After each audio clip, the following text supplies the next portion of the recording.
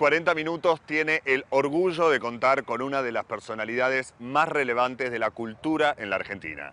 Podemos presentarlo como periodista, investigador, escritor, historiador y sin duda como un hombre que ha transitado y sigue haciéndolo incansablemente los caminos de la búsqueda de la verdad, la justicia y la libertad. Hablamos de Osvaldo Bayer en un programa especial de diálogo con la doctora Alessandra Minichelli.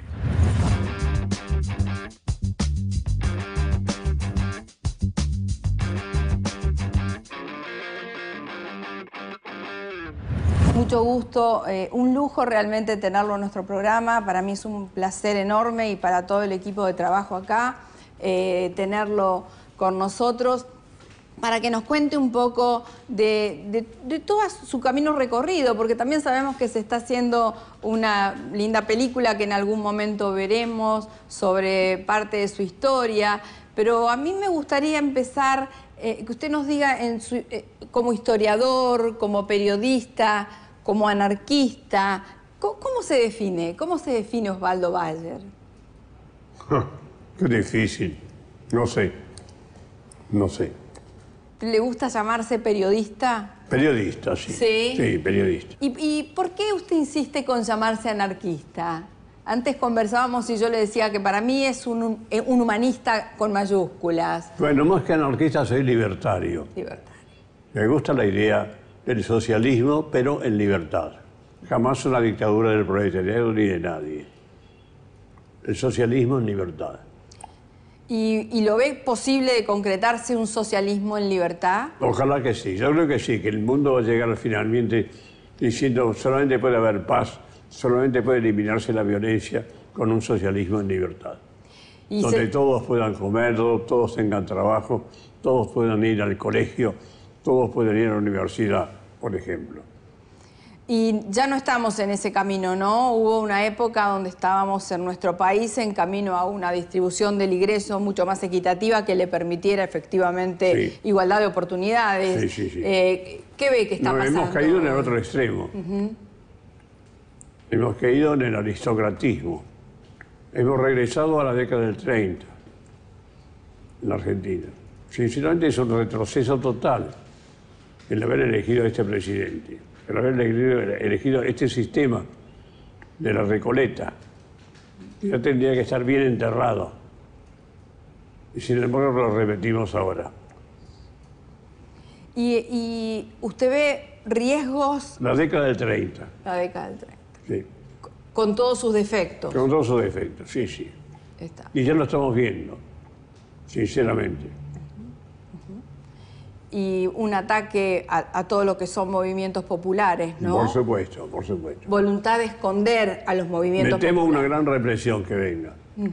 Cuando reaccione el público más todavía de los que está reaccionando actualmente. ¿Usted cree que hay un conformismo hoy en la sociedad argentina? Bueno, siempre lo hubo, Siempre lo hubo, más bien, ¿no? Le cuesta intervenir en política, le cuesta salir a la calle. Cuando ha salido a la calle ha sido positivo siempre, el público, el pueblo.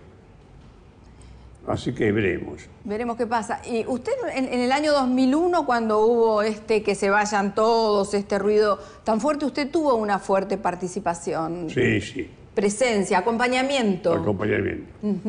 Y yo proclamaba el socialismo en libertad. La única democracia tiene que ser el socialismo en libertad. La igualdad de todos, pero en libertad, jamás una dictadura.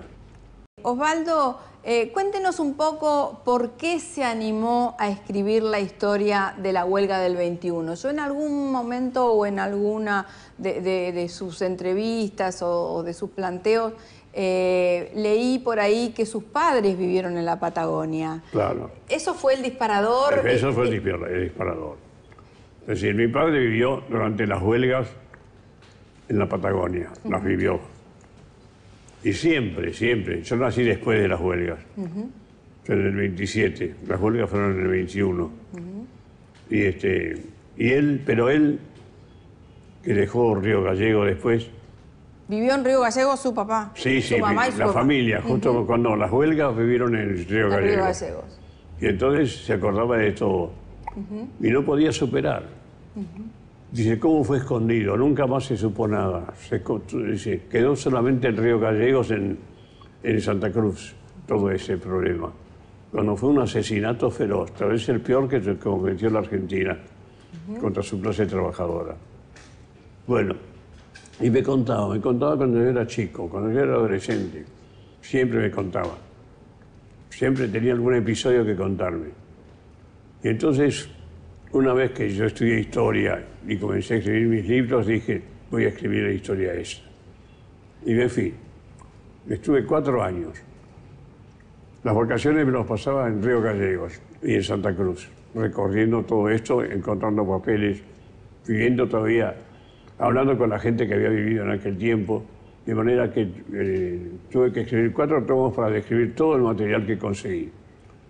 Bueno, y fue realmente un éxito, ¿no? Sí, claro, claro, porque despertó a mucha gente de lo que había pasado. A mí digamos que me conmovieron mucho de su libro, tanto la historia de José Font, de Facón Grande, como la historia de las putas de San Julián, ¿no? Que también me gustaría que usted lo cuente ahora para que la gente que no lo ha leído, no lo conoce, se entere de qué se trató ese episodio en San Julián. Sí. Bueno, las putas de San Julián ocurrió lo siguiente. Cuando terminó la huelga, el comandante Varela permitió a sus soldados ir a los prostíbulos, ¿no? Para sacarse todo lo que habían juntado de fusilamientos y todo eso, toda la sangre. Descargar las tensiones. Exactamente. Bueno, y en todos los lugares los recibieron muy bien los soldados.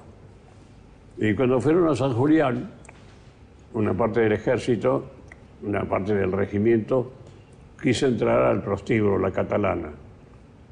Pero salieron las prostitutas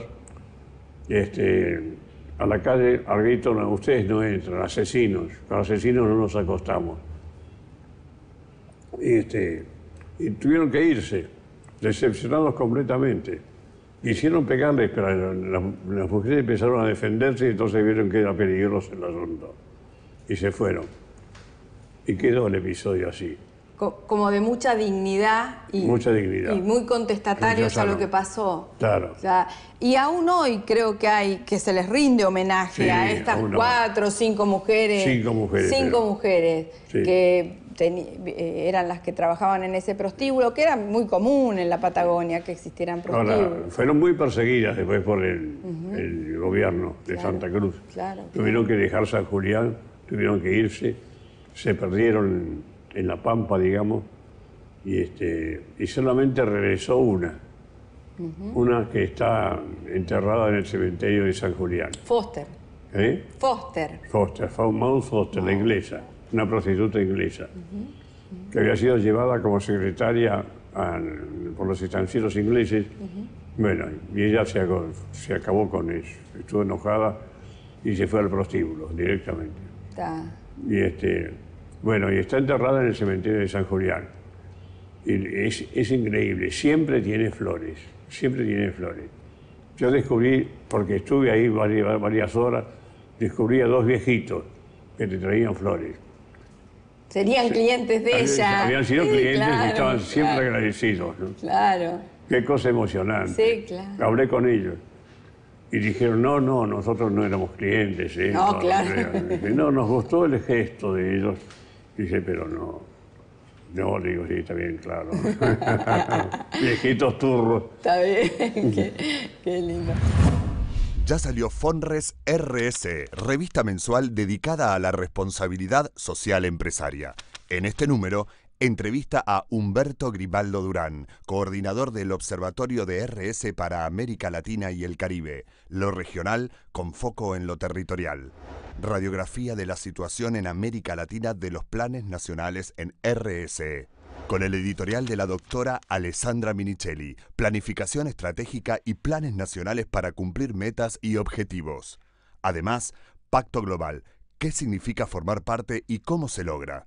Y como siempre, la mejor información sobre contenidos socialmente responsables. Fonres RS. Conseguila en kioscos. Suscribiéndote en nuestra página web www.fonres.com recibirás de regalo el pequeño diccionario de responsabilidad social de Fors. Continuamos compartiendo este diálogo entre la doctora Alessandra Minicelli y el periodista, investigador y escritor Osvaldo Bayer. Y en el 95 más o menos usted estuvo en Santa Cruz con Federico Lupi, sí, y se le hizo un lindo homenaje en Jaramillo y Fitzroy a José Font. Sí, claro. La historia de José Font, ¿por qué no nos cuenta Facón Grande? Facón Grande. Facón Grande era un gaucho que trabajaba en Santa Cruz, cerca de San Julián. Y tenía una tropa de carretas donde traía y llevaba la lana. Y es decir, que él conocía a todos los laneros, todos los ganaderos. Los peones, también las peonadas y todo lo demás. Y entonces cuando el ejército argentino hace los fusilamientos por orden de Hipólito Yrigoyen, este hombre reaccionó. Y hizo una protesta, directamente una protesta. Puso sus carros de protesta en huelga y los puso en las calles de San Julián, a los carros. Bueno, por supuesto fue preso, lo echaron y un día regresó. Y hoy tiene un monumento en San Julián. Lo recordó. El único hombre que reaccionó en todo Santa Cruz contra los fusilamientos y en toda la Argentina. El único hombre que reaccionó. ¿Y usted entiende que puso el cuerpo? Y que la falta de, digamos, de reacción ciudadana se debió a falta de información y de comunicación sobre lo que estaba pasando o a un ocultamiento? No, fue realmente disposición del comandante del 12 de infantería, de caballería, perdón, que Irigoyen le dio la orden de pena de muerte para los huelguistas. Habilitó en el sur la pena de muerte. muerte. Irigoyen, después declararon los radicales, era el gobierno radical, elegido por el pueblo. Declararon los radicales que Irigoyen no creyó que iba a ser esa realidad de tantos fusilamientos. Fusiló a todo el mundo. Claro. ¿No? Se sintió todopoderoso. Claro. Y él dirigía los piquetes de fusilamiento. Y bueno, dice, Irigoyen creyó que iba a fusilar a los dirigentes nomás, pero este hombre fusiló a todo el mundo, ¿no? Y por eso fue una verdadera masacre. Quedó siempre escondido, nadie nunca habló de eso. Claro. Además, tal vez la peor masacre que se hizo con peones durante la historia argentina. Y se hizo nada menos que en Santa Cruz. Y lo hizo nada menos que el ejército argentino. Claro, para callar la protesta social. Así, claro. Y se acabó, nunca más hubo una huelga en Santa Cruz. Sí. Como dicen los gobernadores, aprendieron los soldados, sí, aprendieron con la muerte, ¿no? Sí, claro, terrible. Pero quedó para siempre como un gran crimen. Claro. Y yo necesité 4 tomos en describir toda esta historia. Describí todos los lugares de fusilamiento, dónde están enterrados actualmente, qué se hizo con los dirigentes, etcétera, etcétera. Y después cuando se trasladó al cine, que lo trasladaron Olivier y Fernando Ayala también, sí. Ellos lo llevaron al cine. Sí, Héctor Olivera y Fernando Ayala. Fernando Ayala también fue el que filmó la película Ríos de Hielo, que fue el primer rompimiento del glaciar allá por el año 71, 72. ¿Y ellos le cercenaron muchas imágenes? No. Yo no lo hubiera permitido. Trataron de mantener... Conversaron conmigo en ciertas escenas para no hacerlas tan cruenta por ahí. Cruenta, claro. Está bien, está. Porque el público no iba a soportar tanta crueldad. A mí me interesa también que nos cuente la campaña de Roca, la campaña del desierto de Roca, todo el tema del ataque a los pueblos originarios, a la población aborigen, cómo se gestó eso. Y de los pueblos originarios es increíble, ¿no? La orden de pena de muerte que da Irigoyen, y con respecto a los peones rurales. Y también el decreto, porque ordena a Roca a terminar con los levantamientos de los indios, que no había levantamiento de indios, no había.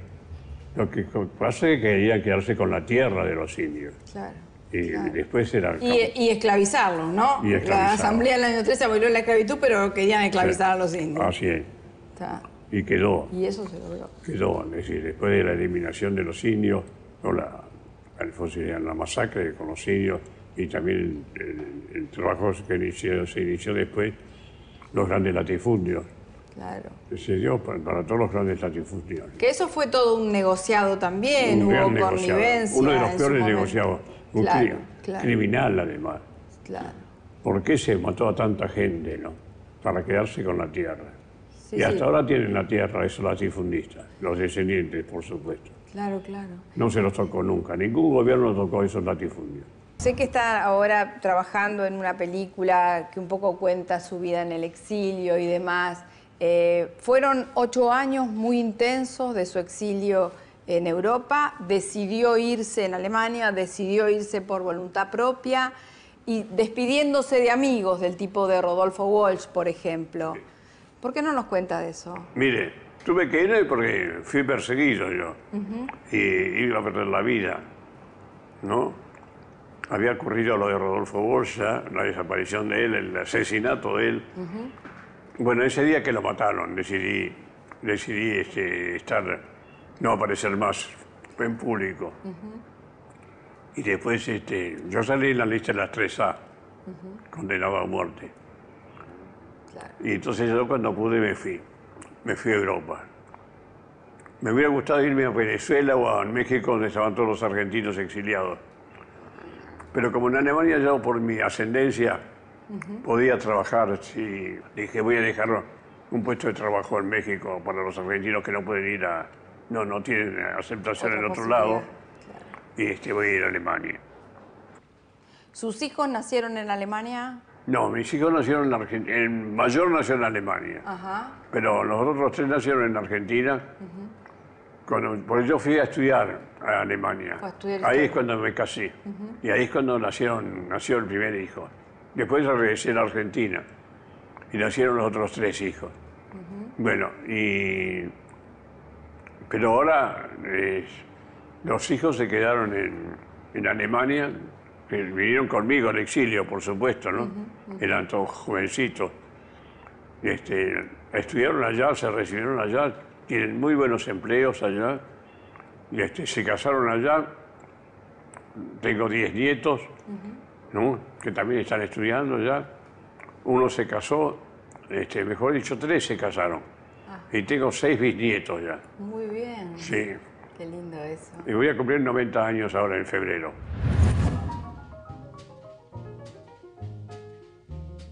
A lo largo de más de 6 décadas, Osvaldo Bayer, además de su labor periodística, escribió ensayos, novelas y guiones cinematográficos. Entre sus obras se destacan la saga histórica en 4 tomos, Los Vengadores de la Patagonia Trágica, que luego, extractada, daría origen a la película La Patagonia Rebelde, y Severino Di Giovanni, El idealista de la violencia, ambas escritas y publicadas a mediados de los años 70. El de Severino Di Giovanni, ¿por qué no nos cuenta cómo surgió la idea de hacer la historia de este anarquista tan romántico, ¿no? Sí. ¿Por qué no nos cuenta? Sí, yo cuando era adolescente siempre escuchaba conversaciones del asesino más terrible que hubo en Argentina, malvado, mal tipo, mala persona, qué sé yo, terrible, y que fue fusilado con todo derecho. Bueno, y digo, ¿será verdad esto? Me pregunté. Primera inquietud para empezar a investigar, ¿será verdad? La primera, sí, será verdad. Y me puse a investigar y encontré todo. En la policía estaban todos los papeles sobre él. Y era muy diferente lo que se contaba en los diarios, muy diferente. En las declaraciones de él. Jamás reconoció ningún crimen que se le achacaba, por ejemplo. Claro. No. Dijo que él luchaba por la ideología política del anarquismo, pero lograr la paz. y terminar con el sistema del capitalismo, la explotación y todo eso. Bueno, y ahí salió el tomo ese. Claro. Que nadie pudo rechazarlo porque no dice la absoluta verdad, está todo eso. Y también, digamos, con toda la documentación que se encontró en su casa, surge toda esta historia romántica, ¿no? Toda la relación con su amada, ¿no? Sí, sí. Logré, está con vida todavía la amante de él. ¿Ah, sí? Sí. Qué lindo. Le pude conversar largamente. Y ella le pudo relatar. Ella me dijo cómo era la intimidad de ese hombre. ¿No? Qué interesante, qué lindo eso. Sí. Qué lindo, y aparte qué lindo poder transmitir la humanidad de una persona que estaba siendo demonizada, ¿no? Que a nosotros, digamos, como sociedad nos tienen muy acostumbrados a esto, de no contar nunca la parte buena, sino demonizar. Yo digo que se equivocó en emplear la violencia. Él tendría que haber hecho todo eso sin violencia. Claro, claro. Porque tenía una gran capacidad oratoria también, por ejemplo. Sí, podría haber convocado desde ese lugar. Y así no mataron en la forma más feroz, ¿no? Claro. El fusilamiento. Mirá. Pero quedó como un crimen del Estado, el fusilamiento, de la dictadura, ¿no? Sí, claro, claro. Sí. ¿Hay algo que usted cambiaría de todo lo que ha hecho en su vida si tuviese oportunidad? No.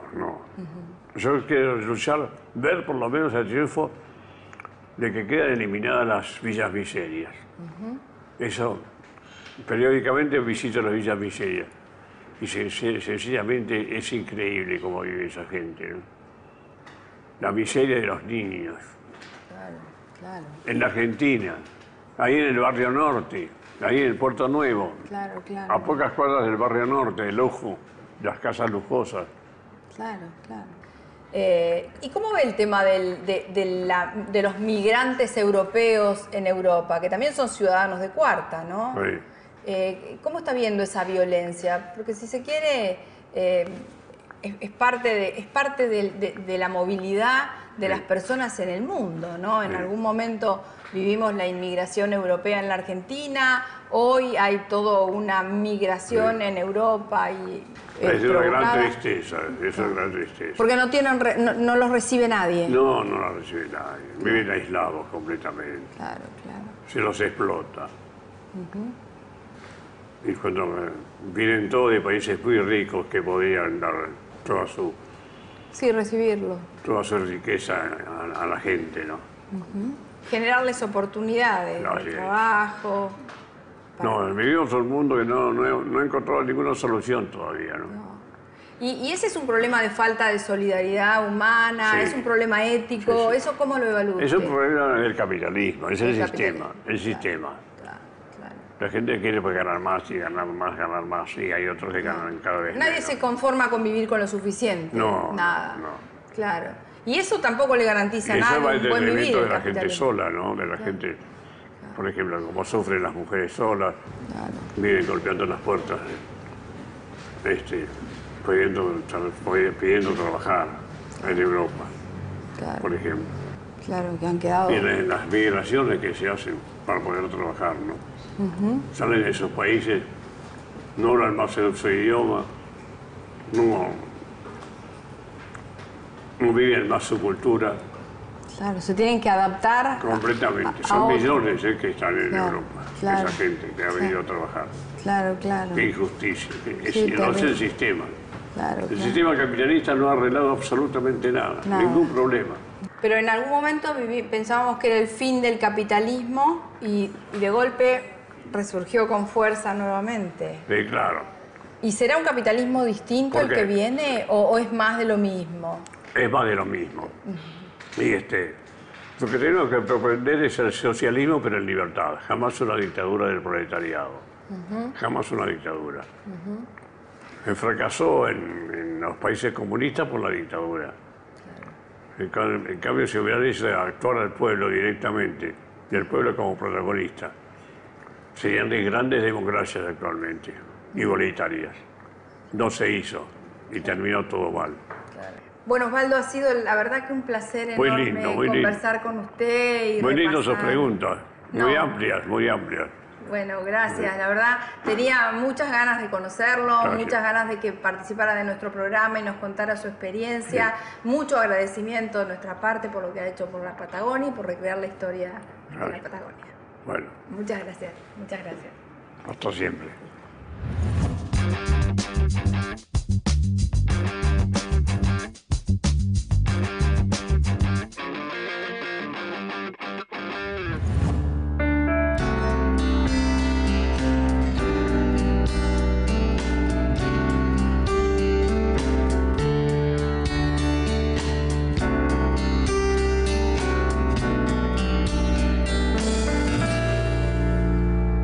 El tiempo fue pasando y nos fuimos conociendo. Amabas y sufrías.